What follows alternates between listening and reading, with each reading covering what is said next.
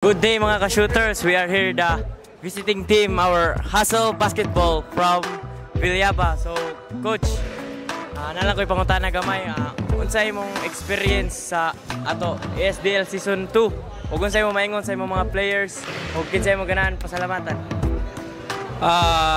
Sa ako ang una pasalamat ko una kang Abay Shooter, kang Coach Albert sa WLC, sa Asay Basketball, sa ESDL Season 2. Daghang salamat. Nindot kay experience sa mga bata. Then unta magpadayon pa ni nga liga.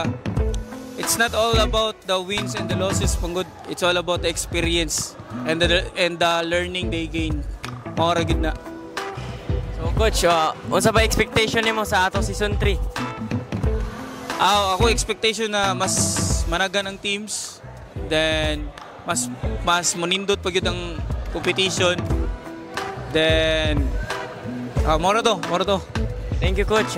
Grateful kay mi coach nga naka-apil mo sa among paliga unta sa sunod mga apil gyapon mo. Kisay ganahan ni shoutout coach. Magpasalamat ko shoutout sa mga ginikanan na ni mga bata day nga mao gining support sa ilahang pamasahe, pagkaon, tanan-tanan. Shoutout sa ilahang mga parents. Daghang kay salamat sa inyong suporta o pagsalig sa team. Daghang salamat. Salamat coach. Kisay ganahan mo shoutout. Shoutout ko sa tanan taga Villaba diha nga suporta sa amo.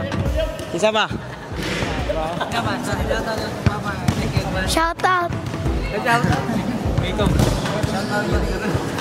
Mana? Ako shoutout si mo papa. Shoutout din ko sa akong mama ug papa dia. I love you ba. Shoutout mo sa akong coach nga gwapo.